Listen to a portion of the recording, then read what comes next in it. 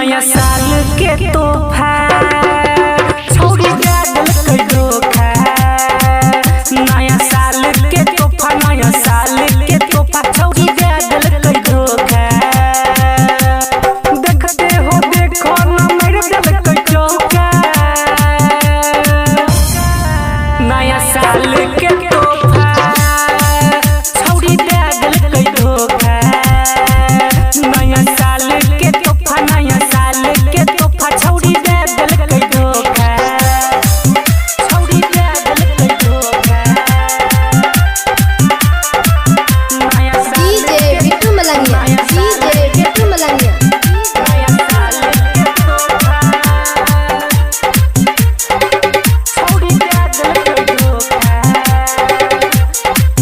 जना बदलै रे साल माल गेलै बदल छोड़ हमर संग गेलै दोसरा में ढल दोसरा में ढल दोसरा में ढल। जना बदलै रे साल माल गेलै बदल छोड़ हमर संग गेलै दोसरा में ढल। हमर होई गेलै माल यार दोसरा से पिट केकरा दियै गिफ्ट केकरा दियै रे गिफ्ट। हमरा तो दिल कई रे गिफ्ट अनोखा। नया साल के तोहफा छोड़ी दे दिल कई धोखा।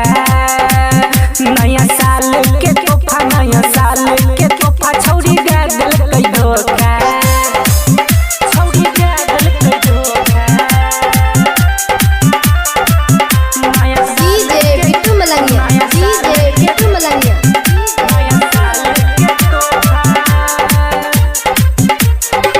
छोड़ी दे दिल कई धोखा।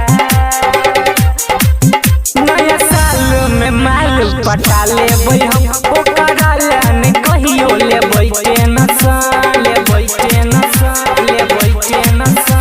नया साल में माल पटाई लेबै हम ओकरा लाने कहियो लेबै टेंशन। सुने खुश किसन भाई दिलारा के बात रगर ओह जबे दर्द से कोइल कइरे घाट हम रहियै रे माचिस रहै हम